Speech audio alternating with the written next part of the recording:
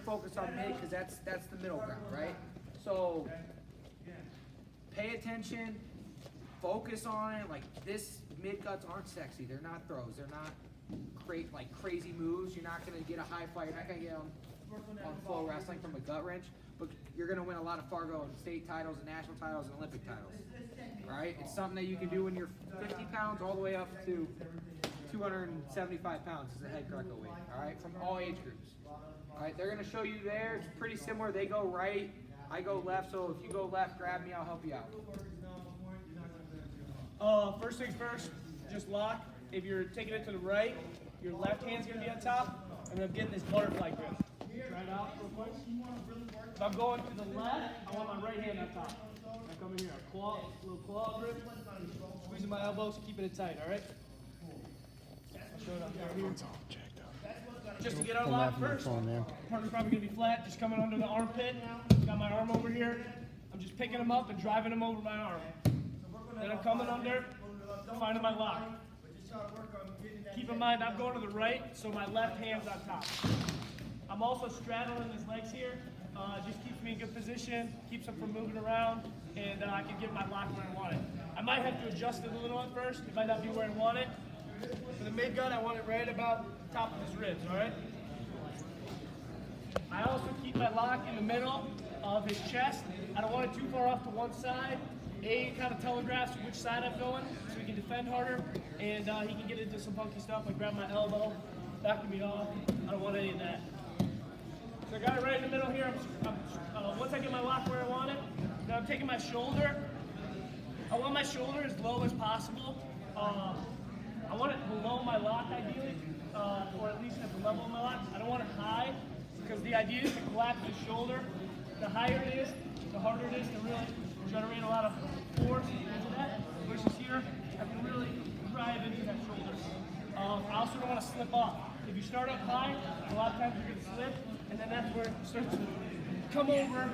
And I just don't get that drive. If my shoulder's off his back, it's just, I'm not going to get the torque I want. So I'm getting that shoulder low. I'm stepping outside with just one foot. Big key, I'm keeping one foot in the middle. Ideally for as long as I can. I'm driving at a 45-degree angle right here over his shoulder, trying to collapse his shoulder.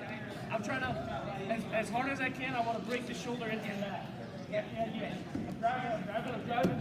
Once I start to get his shoulder into the mat and his hips open, that's when I can step out.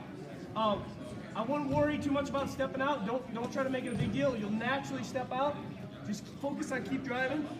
Once you get him here, then just keep driving your feet up and through.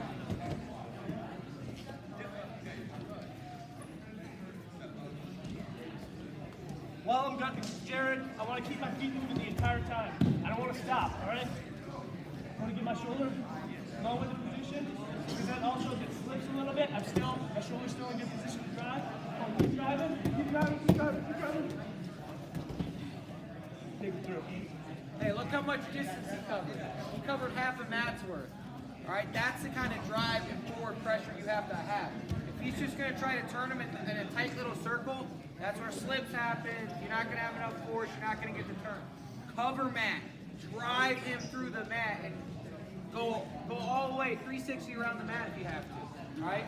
The way he's covering distance with that mat is the type of pressure you need. Yep. And then just making sure, again, shoulder placement, and keeping that foot in between his legs while I'm driving until it comes out and then I'm popping it through, okay? You got anything else? Yeah, I'll just say it now because I'm going to have to say it later on in the group, right? With our lock, okay, we have to have this lock super tight, right?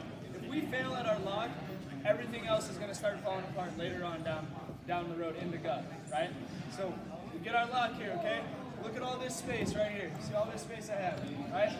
Shrug my shoulders back, kind of flex my scaps, right? Smaller space. Now I peel my elbows in, right? It's another smaller space. And now I pull it to my chest. There's no space here, right? That's what we want. We want a tight lock. Tight lock, right? If our lock's tight, then everything else will fall right into place for us, okay? If it's not tight, that's when everything starts falling apart, okay? Got it?